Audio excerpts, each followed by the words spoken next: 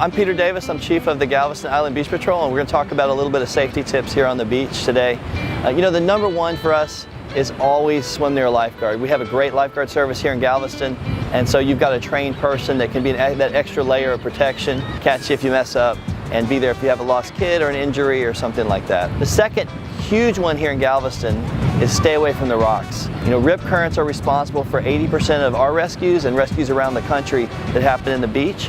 And so you want to make sure you avoid those rip currents by staying away from the rocks. Most of our really strong rip currents are right by those rock groins on the seawall, and so give those a wide berth, obey the safety signs. You'll see the lifeguard tower close to the rocks to remind people when they forget. Another really big one here is you don't want to swim at the ends of the island. We have San Luis Pass and the Ship Channel, which have a history of, you know, bad things for swimmers. That's where tidal flow comes through there really strong. It's not a rip current, it's a tidal flow, but it can be really dangerous. The Beach Patrol maintains over 300 signs along the 32 miles of beachfront.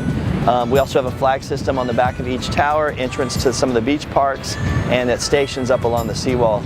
So if you see a day like today where it's rough and you have a red flag, that means adults shouldn't swim above their waist. Children and non-swimmers should stay out of the water completely. And if you have a yellow flag just means caution, a little higher level of surf than normal, so you want to make sure that you want to stay closer to shore. It's not a pool or a pond. You want to take those extra safety precautions. And then we'll flag green flag, which doesn't mean it's safe, it means it's calm. And so even on the calmest days, you still have the underwater bathymetry. You know, it's got dips and channels and, you know, ups and downs. We fly a purple flag if there's a lot of marine life.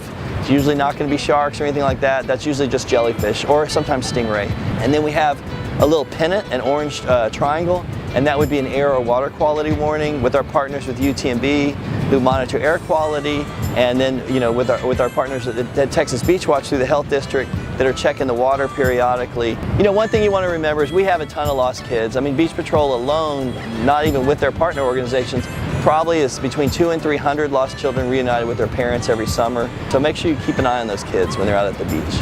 If you want more information about beach rules, about beach parks, about some more safety tips, if you go to galvestonislandbeachpatrol.com, all that stuff's on there. We even have a link to the city website where they have the beach ordinances. So we've got Galveston has a bunch of beach ordinances specifically for Galveston Island. So you can get all that information on the website, or you can always call our headquarters, 409-763-4769.